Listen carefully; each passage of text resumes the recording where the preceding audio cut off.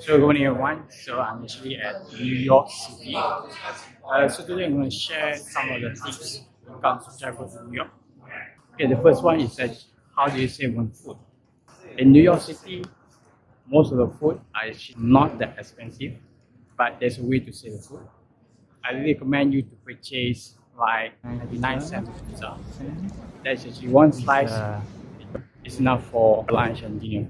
And is it halal? So 99 cents actually, according to them, they claim halal. In fact, the cheese, also there's no issue on cheese in US because they claim these are halal food.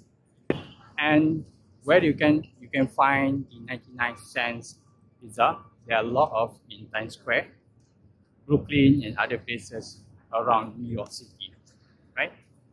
Second, I think when it comes to place to stay, I recommend if you want to save your budget, you can stay at the area like Brooklyn, you call it downtown, or Queens, or you can go to New Jersey. The cost of hotel is half as compared to uptown like Manhattan and Times Square. Okay, number 3, transportation. It depends on how you travel around New York. Like if you happens to be travel around New York State, like to Niagara Falls, or you go to Lake Placid, Vermont, then I recommend you to lease a car, because to move around is time consuming and also it's actually not convenient.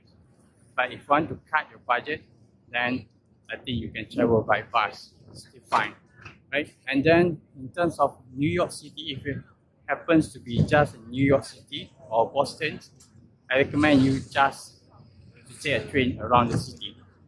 The cost per trip is around $2.25. If you want to cut your budget, I recommend you to buy such as like Metro card, which is 75 cents cheaper as compared to a single trip ticket, right?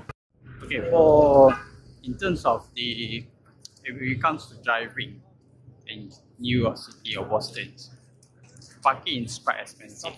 It costs you more than $40 per day sometimes. So that's how on transportation. And then number 4 will be place to shop. If you go to Times Square, there's so many souvenir shops around here, shopping place, but it's not as cheap as a premium outlet. So if it happens to be in New York City, you just go to the Woodbury, right? That is actually a premium outlet, which you can save a lot of money, right? It is actually cost 75% cheaper as compared to other places, right? And also, for your information, premium outlet, there's so many premium outlets in the US. They have like for example in Rhode Island, there's one premium outlet, and then we also have another in the Connecticut, Clinton premium outlet. In New York, they call it Woodbury, and then in the Boston, they call it Wenham. So there's so many premium outlets, and in fact, the parking is quite cheap. The parking is free for you guys.